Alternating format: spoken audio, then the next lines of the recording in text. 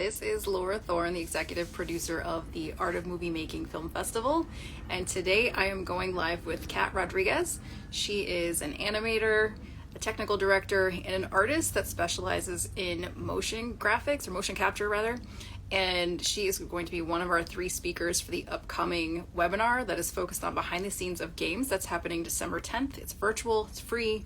So we hope everyone will attend because this is an exciting world we're living in right now with all of the advances in technology and the merge between film, video technology, and game technology. So as you know, the Art of Movie Making Film Festival is all about shining the spotlight behind the scenes, but we're not talking about just film. We also do television and games. So we're looking at all forms of entertainment. I also want to mention that we have a new category for the film festival. So if you're looking to submit, we not only have puppets and stop motion and stunt performance, drone footage, costumes, makeup, we also have a miscellaneous category because there are too many people, too many roles and creatives behind the scenes to have an award for each and every one. So if you are the industry's best gaffer, grip, whatever it is, director of photography, you can submit to our miscellaneous category and just say, hey, I would like to be considered for an award for what I do. Because what we're trying to do is to give people accolades and awards for the type of creative that they are, and so that they don't have to rely on the film itself to build their resume. So let me see if I can get Kat on here. Give me a second.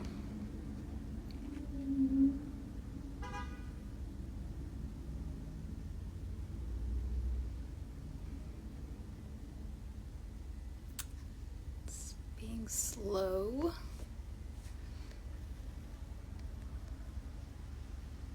Hopefully I'm coming through okay. There she is.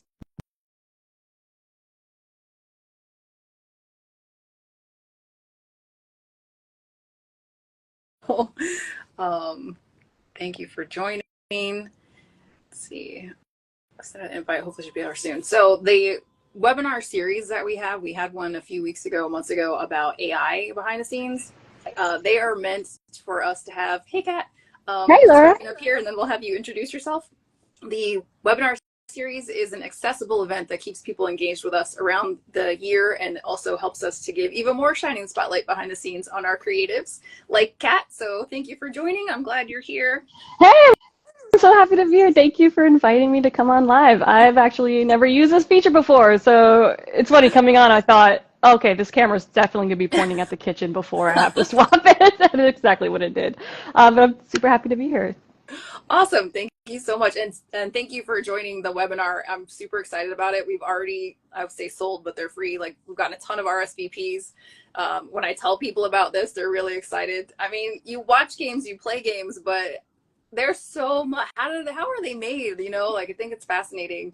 And I'm excited to have you and Orlando and Kevin joining because you all do different aspects on these projects. So before I go any further, tell us about you and what it is that how you describe it, how you do, what you do. Yeah, it's funny. I feel like every time I see my family around the holidays, I always have to kind of go through the whole spiel of like what exactly I do. So in short, I'm a motion capture specialist, and I have been applying different types of motion capture techniques from different areas of the entertainment industry, from game development, interactive media, and virtual production.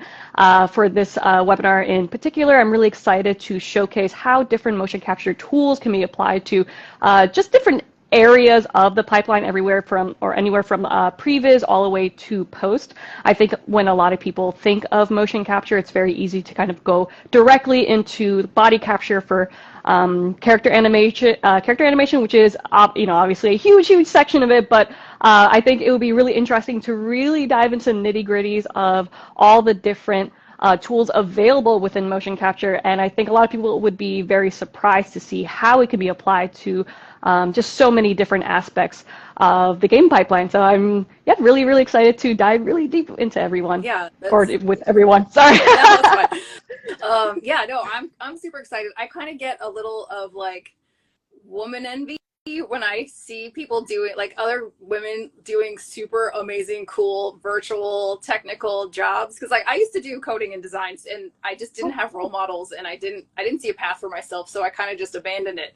But when I'm like, man, I could be doing that. That's so cool. And there's of course you're never too old, blah blah blah. But I'm super curious, like, what was your path? How did you get into it? Yeah, it was definitely very different. Like yourself, when I went back and when I was in college, I studied animation over at Montclair State University in New Jersey. And around that time, I knew I wanted to work in animation, but I wasn't sure exactly where I wanted to be in. And so I've done tons of different internships during my time in college just to kind of explore different aspects of that side of the industry.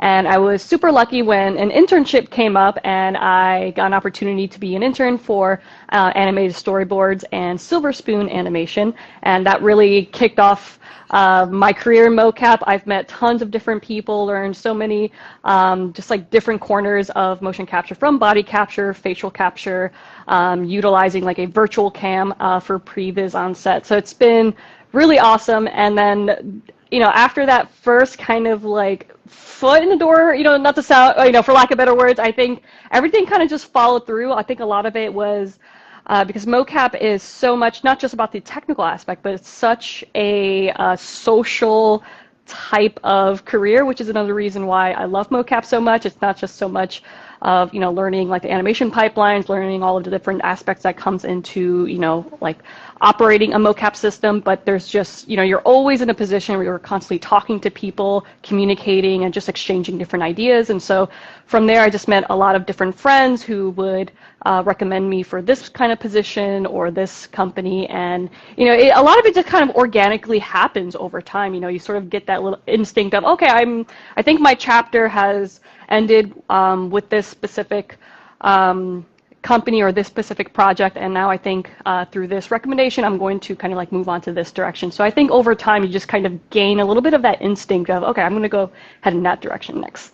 Yeah, that's awesome. And that's, again, one of the other things that as a film fest we're trying to provide is those networking opportunities. So if you do come to the webinar, you will have a chance to ask your own questions too. So we want to be able for you to show your face and say, hey, I have a question. You can turn on your mic and directly ask your question. Maybe you're working on a project and you're stumped and you just want to ask somebody's expert opinion, whatever that is. So please follow us. If you're on here right now today and you're not following the Film Fest, please do. We have lots of great events coming up, and we travel. So I'm hoping maybe to meet Kat in person, because we're going to be in LA in March. It's going to be March 30th. And it's one of our summits where we don't have awards, but we do screenings. And we also have maybe some pop-up vendor opportunities or something where people can bring their puppets and kind of just showcase the work that they do. Oh, so and cool. Yeah, so hopefully that we'll get to see you there. But yeah, so I think networking is a huge element in any industry, but particularly in film, I think, because you have to have a reputation. And if people aren't willing to, talk about you in a good light and say, hey, Cat would be great for your project, you really have to consider, what am I doing wrong? And so what have you worked on anything that was submitted to a film fest before? Currently, I have not. So much of what I do have been part of such bigger projects that could potentially last for a couple years.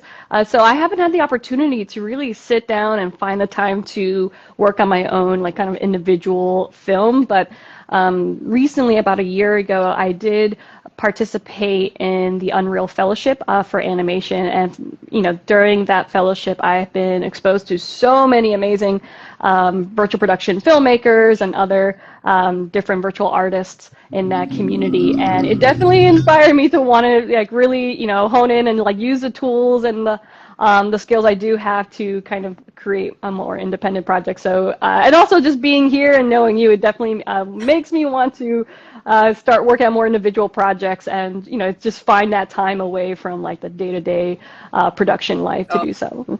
Awesome. Glad to hear that. Okay, so we're gonna get you working on your own project. And were you a gamer? So you work on games now too. So were you a gamer before you started doing that? It's funny. Going into college, I was actually more of an artist. I really wanted to get into visual development and concept art. And when I was first exposed to motion capture, I think a lot of kind of like those typical interests that a lot of different VFX artists or animators have going into like a space like mocap. They usually go into it already having kind of like that deep passion for like gaming or some other kind of medium. But for me, I've always loved video game, or I've always like played kind of casually, but I never really considered myself a gamer because in my mind I think of like my gamer friends. And I'm like, oh, I'm not like at your passion level to that sort of degree, but I think a lot of that passion grew as I started working more on games throughout my career. So I think it was almost like a reversed kind of engineering where I started purchasing more of the games that I would have the opportunity to work on, and that kind of like drove my gaming interest. That's awesome. Yeah, I think this type of work and doing things like this and trying new things like always sparks a new interest. And you never know where you're going to end up. Um, Tell us. So we want to do a little sneak peek for the webinar. So the link will be in either in the bio or in the description wherever you're watching from. But make sure you RSVP so that you get the link to the Zoom. It is free, but we definitely need to gatekeep the RSVPs. So get on that list. And Kat, tell us a little bit like sneak peek of what you're going to share. Yeah, I'm definitely excited to talk about a little of what I've done in the past. So with my kind of like career path in mocap, it's definitely touched a lot of different corners.